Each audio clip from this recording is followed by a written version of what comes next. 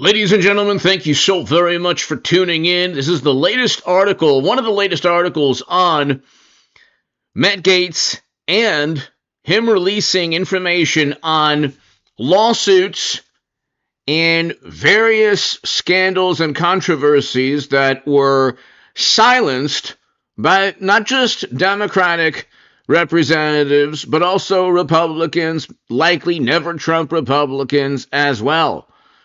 Hit subscribe to this channel right now. Daily Beast, Matt Gaetz' GOP buddies are preparing to carry out his revenge plan. So, the revenge plan is the following. The House Ethics Committee, I believe, was written by a Democratic Party staffer, accuses Matt Gaetz of things that were never brought up in court in the form of charges. Matt Gaetz was never charged with a crime. Okay, you could say, well, Trump was charged with crimes. Like, well, yeah, none of the cases, including the one in New York, where he was quote-unquote convicted, none of those cases were anywhere close to Trump going to jail or prison. They were light years away from that possibility because they were all contrived. They were all politically motivated.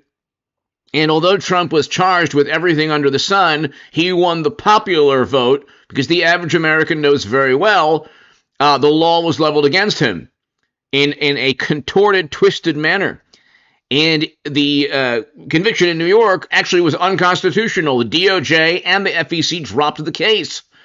For a state cannot level a federal crime or utilize a federal statute against anyone without the federal government involved. So the federal government wasn't involved. There was literally no federal statute that the DOJ accused Trump of breaking, no criminal statute, yet they convicted him of a crime because misdemeanors were elevated in the most overtly partisan manner into felonies, misdemeanors that went beyond the statute of limitations, that expired in terms of the statute of limitations, were elevated to felonies in the New York trial. And the star witness was Michael Cohen, who very likely perjured himself endlessly, both in Congress and in court.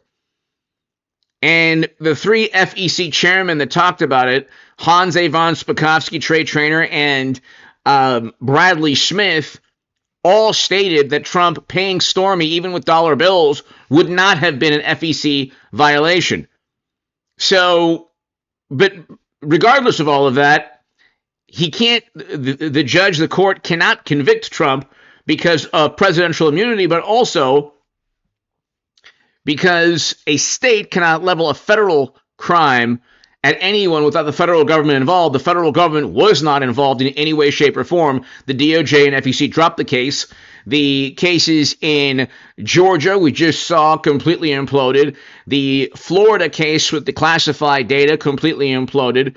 It was Biden and Clinton who actually broke classified data laws, brazenly. And then the D.C. case was completely torpedoed with the immunity victory in the Supreme Court, like I said. Then you have the New York case, which I just explained, is actually unconstitutional. But hit subscribe to this channel. Let's get started. This is why they're going after Matt Gaetz.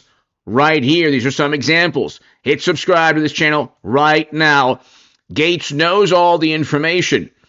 So there's multi-million-dollar settlements that he knows about, and he's almost certainly going to release them right before the next Congress. Who knows when exactly, in a month and a half, couple weeks.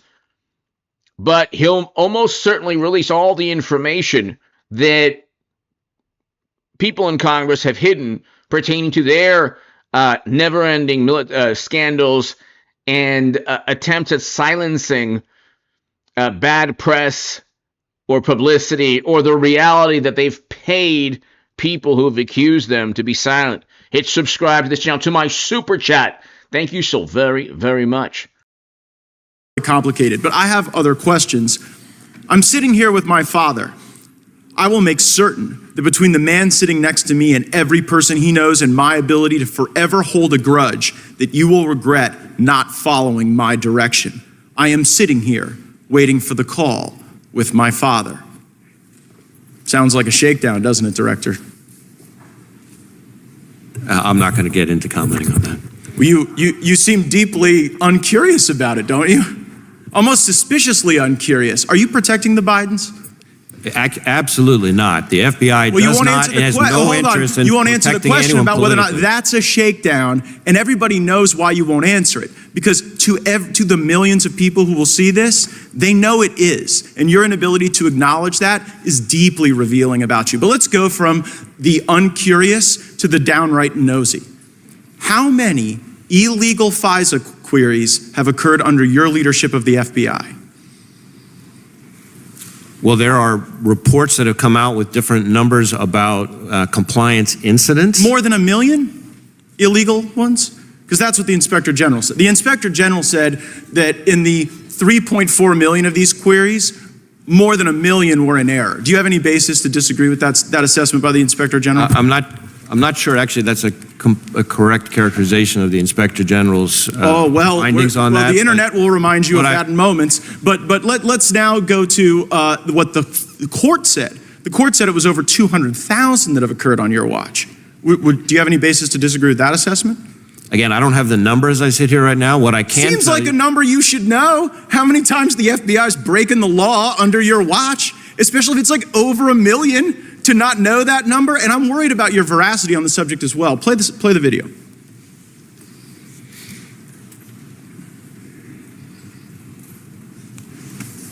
Letters for investigation of the Capitol. I don't believe FISA is remotely implicated in our investigation.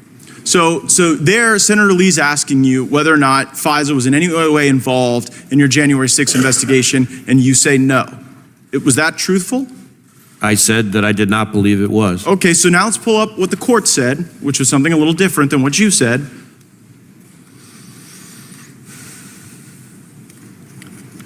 So here, nope, that's not the right one. Yeah, here we go, right there. It says, the government has reported additional significant violations of the querying standard, including several relating to the January 6, 2021 breach of the Capitol. So I guess the question, Director Wray, is did you not know when you were answering these questions that the FBI was engaging in these illegal searches, or did you perjure yourself to Senator Lee?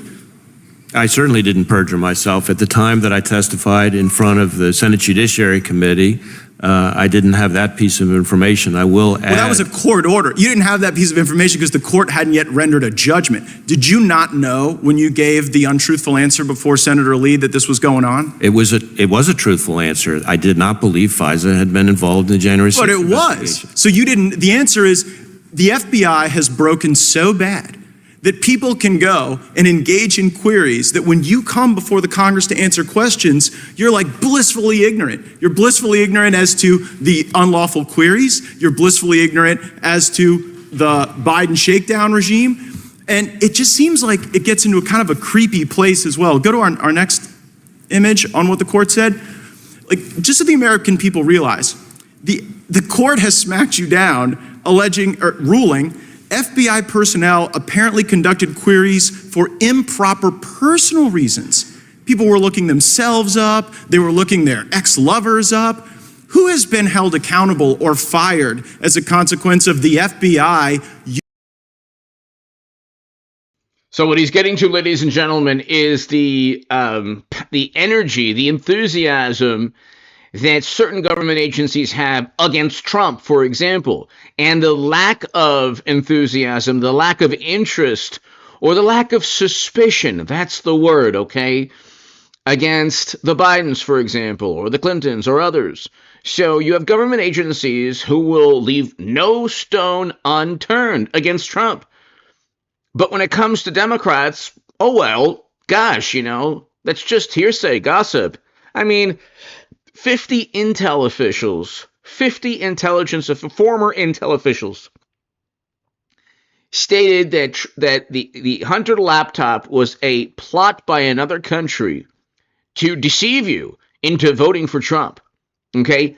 Then the Times and others and even the same agency that this director presides over, everyone reluctantly agrees that, oh, Hunter's laptop is actually a genuine laptop with legitimate and real emails belonging to Hunter and Joe and others. They reluctantly admitted that the laptop was legitimate and genuine years after the New York Post broke the story. It's an obvious, it's not just a double standard. It's not just a double standard where government agencies are leaving no stone unturned with Trump. Every single innuendo, gossip, hearsay, dossier purchased by Clinton, every single allegation against Trump is investigated to the nth degree. And with Democrats, the most overt, obvious political scandals are swept under the rug. But the issue is that you have a concerted effort to go after Trump and protect his political rivals. That's why Trump won the popular vote. The average American, in addition to wanting lower inflation, knows very well that the government has been leveled against Trump in an unethical, immoral, deceitful manner, in a partisan manner. The political side that went after retribution was the side that went after Trump. Okay, Trump did nothing but defeat Clinton in 2016. And because of that, they try to ruin the man, but he's the Obi-Wan Kenobi of politics. So what happened was, instead of ruining Trump, he only got stronger. And now it's James Brown, the big payback. Hit subscribe if you're new. Using the FISA process as their creepy personal snoop machine. There have been instances in which individuals have had disciplinary action and who are no longer with it. I can't get into it here, but we can follow back up with you. But don't you see that that's kind of the thing, Director Wray, that you preside over the FBI that has the lowest level of trust in the FBI's history? People trusted the FBI more when J. Edgar Hoover was running the place than when you are. And the reason is because you don't give straight answers. You give answers that later a court deems aren't true. When J. Edgar Hoover was running the Federal Bureau of Investigation, the reason more people trusted that agency, was that they didn't although they did things that almost certainly were against the law, numerous examples, they didn't overtly choose one political side. So J. Edgar Hoover might have had either the goods on a lot of people or tried to influence and pressure individuals. Maybe they infiltrated certain groups throughout the country, groups that were actually trying to create, do great things and wonderful things, but still they were infiltrated by that government agency. I'm not going to get into exactly all the things they did. It's funny how liberal Democrats now love all the intel agencies that were once leveled against, objectives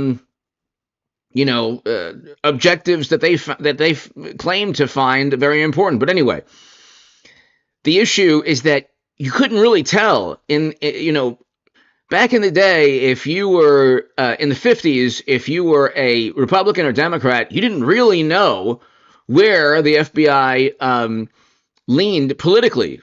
It was just a government agency that didn't lean one specific direction. Maybe you could kind of, in the 50s, early 60s, you can kind of maybe say, okay, well, maybe they're more conservative, but you couldn't really tell overtly. Now there's no question. There's just no question. It's so obvious that you have numerous intel agencies extremely loyal to the Democratic Party or its narrative or its political views, going to bat for them, trying to protect them at the expense of the truth, and going after Trump. But let's continue.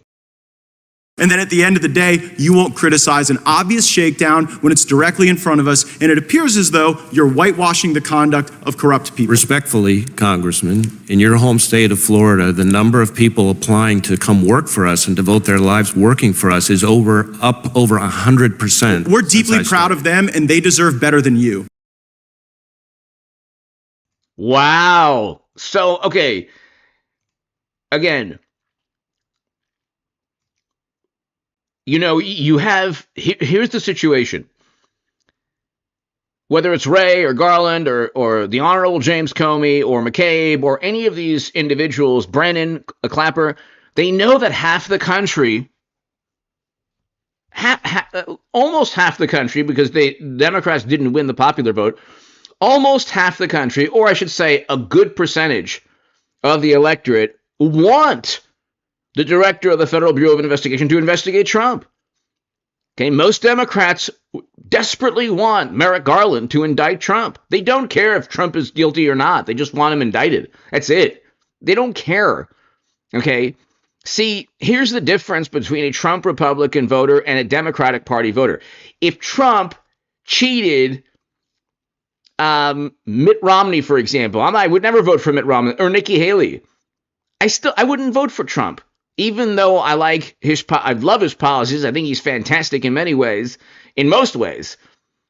I would say, wait a second, you completely orchestrated a Republican primary to railroad Nikki Haley. I'm not going to have any part of that, even if I can't stand the person that, he cheated.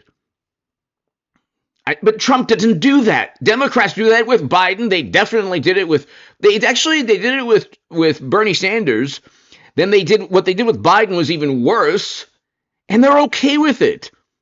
If Trump had a dossier purchased by Rudy Giuliani and he accused President Obama of being in a hotel room in Moscow, and Republicans believed the nonsense, I would say, I don't want to be part of this. This is a McCarthy-era Red Scare nonsense. I know it's completely absurd. There's zero evidence other than a dossier. What's next? A pamphlet? A brochure? A binder? Why don't you just open up a stationery store against your political opponents? This is nonsense. But Democrats were all in. Oh my God, there's a dossier. Really? Trump could have done anything. But if this type of behavior was leveled against them, they would be outraged. And I wouldn't want any part of it. When I was a lifelong Democrat, I said, I'm not voting for Clinton. They railroaded and cheated Bernie Sanders.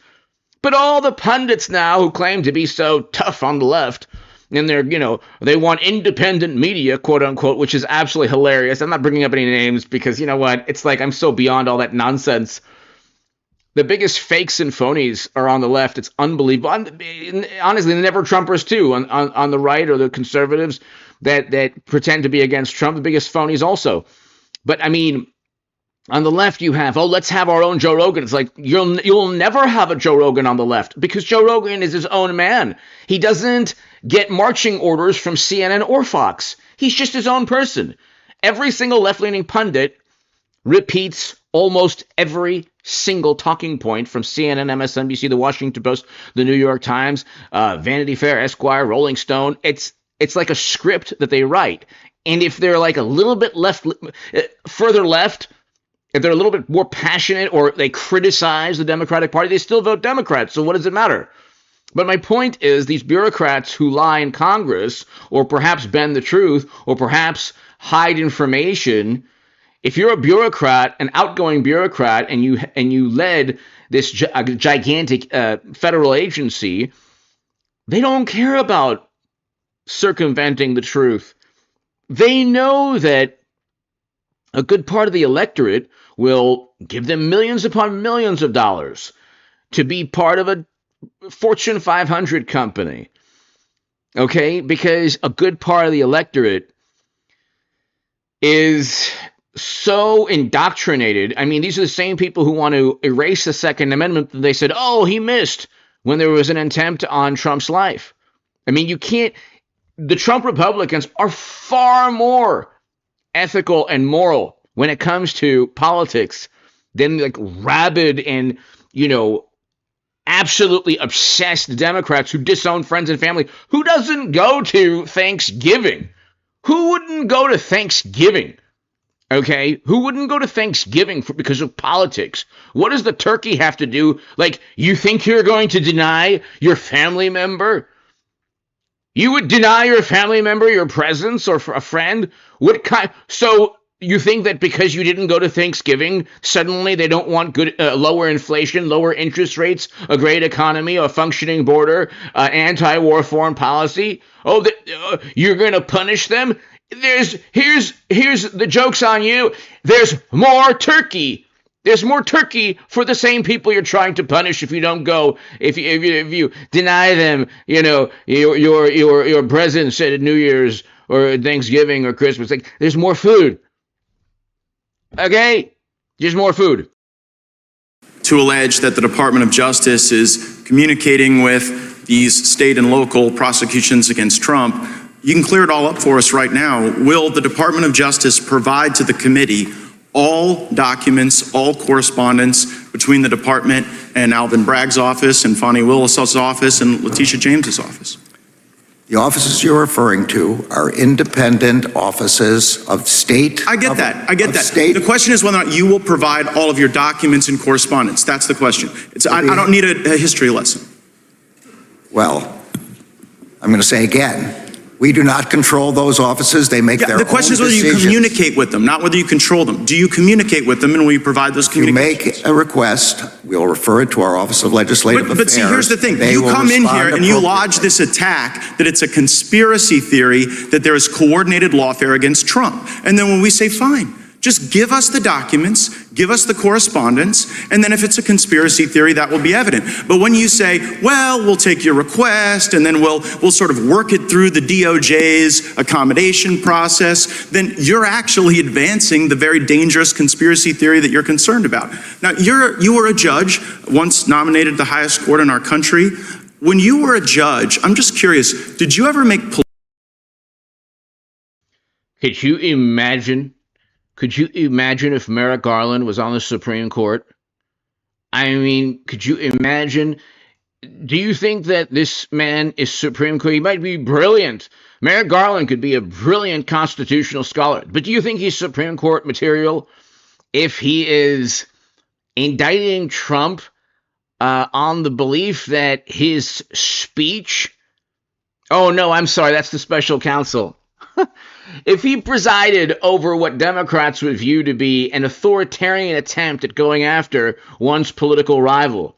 So do you think that this is a man who would uphold the Constitution after he presided, not only did nothing about almost certain obvious graft and bribery in Hunter's laptop, but presided over endless indictments against the chief political opponent of the Democratic Party during the 2023 and 2024, for 2 years before Trump won the popular vote. The Attorney General leveled every single possible indictment against the Republican nominee, the future and then the current Republican nominee. Then the Republican nominee, God forbid, his life was almost taken. And then, we can go on forever. Okay, and a firefighter, a man, lost his life protecting his family that day. And not one major, the Times, Washington Post, not one liberal pundit, not one liberal journalist or quote-unquote reporter or journalist has done any investigative journalism on this, and I don't understand why. Why do you think they're so uninterested in getting to the truth of why a deranged human being went after Trump and ended the life of a supporter? Political donations to partisan candidates? No.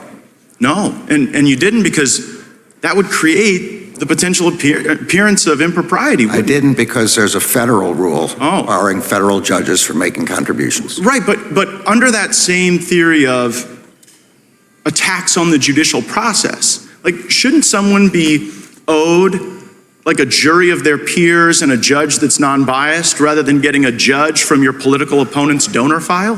I'm well aware that you're not asking a hypothetical. You're asking me to comment on a jury verdict in another jurisdiction which has to be respected. I won't comment on it. That case is still ongoing. The defendant Mr. Attorney General, I hadn't asked you about the verdict yet. We were getting there. I was talking about the judge. And so let me ask you this question about your time as a judge.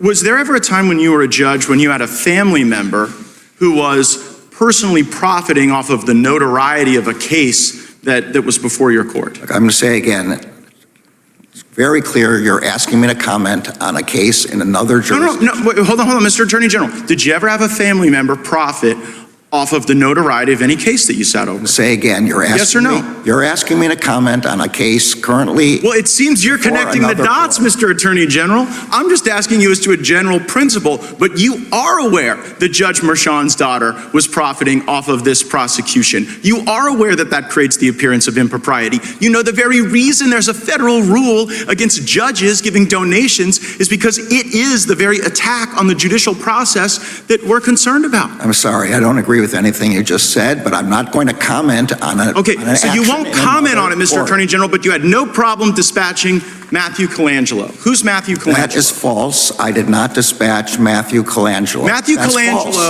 Colangelo became the Assistant Attorney General at the very beginning of the Biden administration.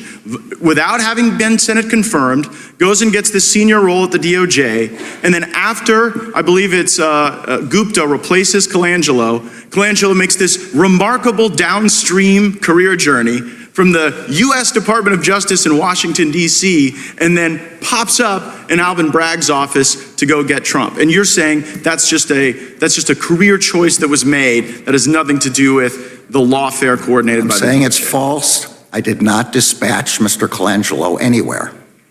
Well, he didn't dispatch him. He's not disputing that it's an obvious possibly an overt example of the U.S. government being leveled against Trump. He's not disputing that. He's disputing that he dispatched this gentleman. Of course, he didn't dispatch anyone. He could have given tacit approval, but he definitely didn't dispatch. Do you know how he ended up there? I assume he applied for a job there and got the job. But see, you know what? I tell you, I had nothing to do with it. Well, you might not have had anything to do with it, but we've got this contemporaneous evidence in Mr. Pomerantz's book. So Pomerantz writes this book, which I'm sure you're aware of, where he says, we put together the legal eagles to get Trump.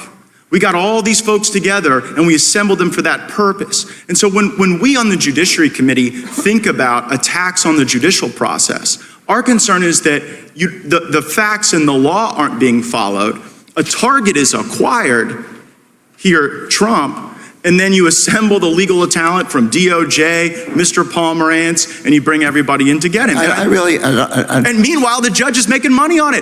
The judge is making money on it, or the judge's family is making money on it for stuff that you yourself wouldn't do. You know, no one's going to buy this. No one's going to believe it. It's going to create great disruption. And I am saddened by it because, like you, I have given my life to the law. I care deeply about the law. And I think that. So a wonderful, highly educated liberal Democrat listening, oh, he cares about the law? What about the ethics report? Yeah, what about it? It's written by a Democratic staffer. It didn't lead to any charges. Charge a Trump Republican or Trump with an actual crime. You say, well, we did it in New York. Like, well, yeah, that's unconstitutional. The second it gets to the Supreme Court, it'll be overturned. The DOJ literally dropped the case. We don't even know. We do not know in New York what Trump actually did on a federal level. What's that? I don't believe, you can correct me if I'm wrong. You can correct me if I'm wrong in the comments section. I don't believe we know the federal statute, the specific federal statute that Trump broke for it for the misdemeanors to be elevated to the felonies. Okay? I read the verdict and I didn't see any reference to a specific. They referenced a number of laws, but they didn't reference any specific FEC statute because they didn't break any specific FEC statute. But here, Matt Gaetz' GOP buddies are preparing to carry out his revenge plans. Matt Gaetz knows exactly what all these people are hiding. So it's actually, see, everything they do, they lost the Senate, they lost the popular vote, they lost every single battleground state. The presidency, Trump is a two-term president. They don't have the Supreme Court, and they don't have the House of Representatives. And they have not changed, not even one bit. And the pundits are just as delusional as they once were. Now, you do see, oh my God, you see Amazon and Facebook and MSNBC pundits. They're doing their best to kind of try and make peace with Trump. So you do see that. And then ABC News and George Stephanopoulos lose a defamation case even before Trump is inaugurated, which is fantastic. Because now if you lie about Trump, you're going to pay. You're going to pay money if you lie endlessly about Trump. But ladies and gentlemen, let's listen to this. Is actually really interesting. So you see how hard he goes against his political rivals, or I should say against Democrats who just utilize bureaucracy against their political opponents. Democrats had Washington, social media algorithms, media. Now everything is changing. Everything is changing. Now you have Mika Brzezinski and Joe Scarborough going to Mar-a-Lago. Bezos and Zuckerberg going to Mar-a-Lago. ABC News and George Stephanopoulos paying millions in a defamation lawsuit they lost. You have a completely new ballgame, and there will be, if people broke the law, I think there's probably going to, I've been telling you pretty much everything that's going to take place. I haven't been right about everything, but I've been pretty spot on. We have almost 300,000 subscribers. There's no bells and whistles here, but I've been pretty spot on. And I'm telling you, there's probably going to be about 10 to 20 indictments within the first year and a half of major influential Democrats and former, possibly current U.S. officials. All the same former and current U.S. officials that you would see in all these articles his first 4 years. Trump tried to sell the planet to Martians. Current and former U.S. officials say. But let's listen to this. This is really interesting. This is during the first impeachment, which was also a complete hoax. See, the reason Democrats are completely in shambles and their party has imploded is because they believe things that aren't true. It's like, I'm not saying that from a biased or partisan standpoint. None of the things they believe are true. There was not even a shred of evidence that Trump was installed by the Kremlin. You'd have to be a complete imbecile to believe any of this. Last public opinion poll I saw showed Congress had an approval rating at about 9%. By contrast, Muammar Gaddafi had an approval rating at 13%, and his own people dragged him in the streets and killed him. This impeachment process demonstrates the worst in us, and it is depriving us the opportunity to raise our gaze and meet the needs of the American people. Unless you have bipartisan consensus, impeachment is a divisive issue in the country. Many people would think it's being done for political reasons. Nancy Pelosi, May 2018. And here we are in the most partisan presidential impeachment in American history. Matter of fact, when we opened the inquiry, no Republicans voted with the Democrats, and you even had Democrats voting with us in the only bipartisan vote to shut down this impeachment. And that brings us to your role, Mr. Goldman. Are you here as a partisan advocate for the Democrat position, or are you here?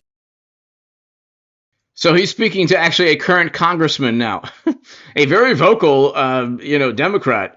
But it's so interesting how, see, Adam Schiff, this congressman, like, you are going to become an influential Democrat if, for example, you further a complete lie. Oh, Trump was tried to influence or pressure a world leader in a phone call. Never happened. Even the world leaders said it never happened. Trump was a Kremlin operative. That's completely absurd, and there was not a shred of evidence. So Trump tried to foment a rebellion. That also, even the Supreme Court didn't buy that and overturned the Colorado ban, which was also absurd. You just believe complete lies and nonsense, but if you do, it's like it's the definition of a cult. As long as you are loyal, you will be rewarded in the Democratic Party. here as a nonpartisan investigator of the facts? I'm here to present the report that we did on our investigation, which was totally and completely reliant on the actual evidence that we uncovered, the witness testimony, and the documents. Are you a partisan? I'm not a partisan. Mr. Castro, how long have you worked for the House? Since 2005. And same question, Mr. Goldman. For the House? Since earlier this year. Mr. Castro, do you make political donations? I don't remember any. Mr. Goldman, same question. Do you make political donations? I do, sir. I think it's very important. Matter of fact, you've given tens of thousands of dollars to Democrats, right? Sir, I think it's very important to support candidates for office. I think our Have you given over 100,000? Do you mind if I just want to know the number. I don't really care the basis. Have you given more than 100,000 bucks to You don't Democrats? care about it? The basis. I just want the number. So it's tens of. I think I Mr. don't know Burke. the number, Do you know how much money Mr. Burke has given Democrats? I don't know, and I don't. Would it surprise you if it's more than 100,000? So the way Washington used to work is that you'd have people giving tens of thousands of dollars, possibly hundreds of thousands of dollars to Democrats, and then those same people would be part of an inquiry, an impeachment, a dossier, or whatever against Trump. And then they would be sent to Congress, and they would tell the American people, Trump did this and that, but you have an obvious conflict of interest. You imagine if you had people testify in Congress against Democrats, against Biden or Clinton or any Democrat, and the person testifying gave hundreds of thousands of dollars to Trump. That's the first thing that AOC and everyone else would say. Oh my God, it's obvious. They're in the tank for Trump. They're a lackey of Trump. But the reverse doesn't happen with Democrats. The reverse doesn't happen. Mr. Gates, I'm here to talk about this report. So you gave tens of thousands, and Mr. Burke gave hundreds of, or more than 100,000. Do you think if you'd given more money, you might have been able to ask questions and answer them like Mr. Burke did? I guess it's something you're still pondering. Everybody here, thank you so very much. Thank you for tuning in. Thank you for the kind words. Thank you for being here. When I first started the channel, everybody, or when it was, early on in the channel, thanks, everybody. I really do appreciate everyone here and everyone's kind words. Thank you. Mr. Castro, have you ever tweeted anything at the president? No. Mr. Goldman, same question. I have made a number of tweets in my private capacity before I came to this job when I was working in the media, yes. Matter of fact, this is one of those tweets, right? And you said, nothing in the dossier is proven false, but in fact, the dossier said that there was a Russian consulate in Miami. Everything in the dossier was completely fabricated. Furthermore, the dossier was literally purchased by Hillary Clinton and the DNC, and then they paid a Federal Election Commission fine. The only people held responsible for breaking FEC statutes were Democrats. And then this is what lying? Nothing in the dossier is proved to be false, but that's not the basis of truth. You don't just say that, you don't accuse somebody of something they didn't do and then say, prove it didn't happen. The burden of proof is upon the person or the individual making a claim. You can't simply just utter complete nonsense and say, prove it's not true. Okay, you learned, this is like a philosophical vantage point that mankind learned even before the Inquisition. You can't simply, the basis of truth is not trying to prove a false statement or you can't accuse Trump of everything under the sun and say, prove it's not true. Well, same with Democrats. But we can agree that we all look forward to the facts coming, everything. So again, this was the Cohen tape. There was no tape. This was complete nonsense. The dossier was complete. It was literally purchased by Trump's political rivals. It was published. It should have led to endless libel suits. And then judges said, well, the government was utilizing it.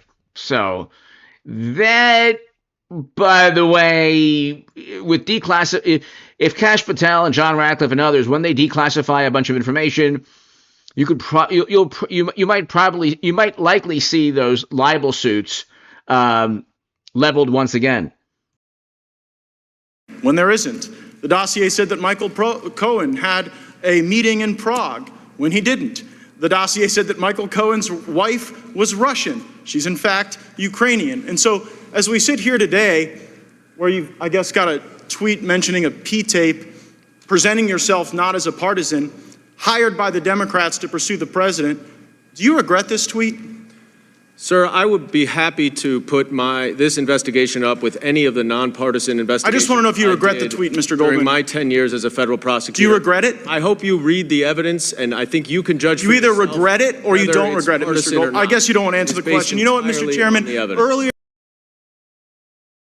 So you're a 10-year federal prosecutor who utilized a compilation, apparently a compilation of lies in a dossier literally purchased by Clinton and the DNC against Trump. And it was just a compilation of fabricated information that government agencies literally utilized to investigate Trump. Makes no sense. I am wondering if this congressman would be okay if would Congressman Goldman, the honorable congressman, would he be okay if Rudy Giuliani purchased a dossier on a key Democrat in Congress and said, well, prove it's not true? I don't think he would be okay with that. Earlier in this hearing, you said in your opening statement that there is nothing more urgent than impeachment right now. This is the most urgent thing we could possibly do.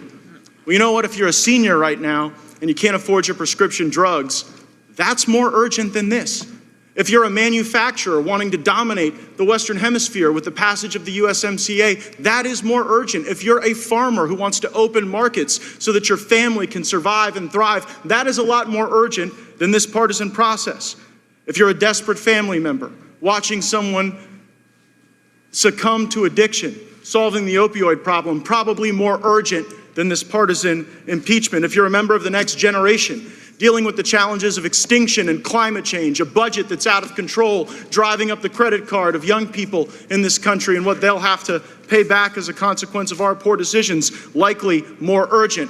But House Democrats have failed at all of these things. Matter of fact, I'd say the only thing under the Christmas. By the way, I'll speak in an algorithmically friendly manner.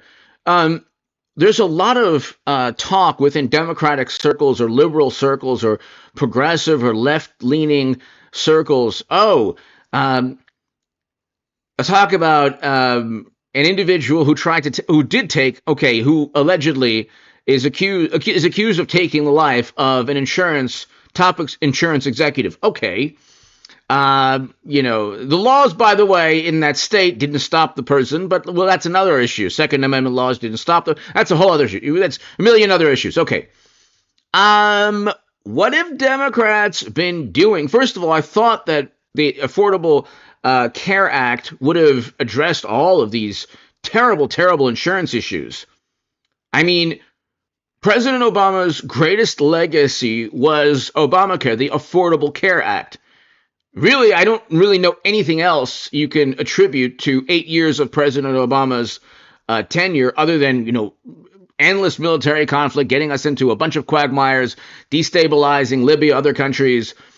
But the Affordable Care Act was deemed by a great many people as an amazing, monumental, historic advance in healthcare. Why didn't it address all the issues with insurance? That's number one. Number two, Democrats now, as usual, because their lifeblood is pontificating and judgment and condemnation and validating their apoplectic sensibilities and emotions, but you had 8 years since 2016. Every single waking moment and hour was leveled against Trump, the most evil man on the planet, to Democrats who won yet again won the popular vote and yet again the presidency. But they didn't do anything for the past 8 years to address all the issues regarding insurance agencies that they claim now to be so against. It's like, well, you have these former journalists and they're like, oh, yeah, it wasn't that bad what happened. It's like, what were you doing for 8 years other than obsessing and hyperventilating about Donald Trump? This is not on America or the American healthcare system. This is on the Democratic Party. You're the one. The Democrats are supposed to be the ones that reformed healthcare for the better with the Affordable Care Act, and the Democrats are the ones that are supposed to really care about this. Where were they for 8 years? Where were they for 8 years? I don't know. What were they doing for 8 years? Agent Pepsi! Agent, I know you're Jewish, but I still want to thank you so much. Merry Christmas. Happy holiday. Thank you. Please keep it good. Thank you, Agent Pepsi. Thank you so very much. So kind of you. Thank you. Merry Christmas, Agent Pepsi. Thank you. Anyway, ladies and gentlemen, let's continue, and we will end this soon. This tree for most Americans would be a lump of coal, but I think they're against coal too. The only thing under the Christmas tree for Americans would be impeachment and investigations. I've heard over and over Democrats say that this is all about the president's personal interest and that he abandoned the national interest. And it begs an analysis of how the nation is doing. In November, 266,000 jobs created, 80,000 over the average, 500,000 more manufacturing jobs in the Trump presidency, 700,000 construction jobs. We are doing better than ever before. The American people are thriving. Why won't you help us? And that's true, ladies and gentlemen, that's true. Matt Gaetz' GOP buddies are preparing to carry out his revenge plan. Thank you, Agent Pepsi, to my super chat. Thank you to everyone here. Thank you so very much. Hit subscribe. We're going to get to 300,000 subs soon. We will get to 300,000 subs very soon. It's because of you. And I'm going to try to do 2 a day, but I do 1 live stream, good live stream a day.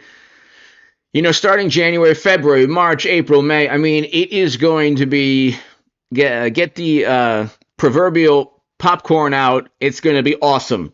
Okay.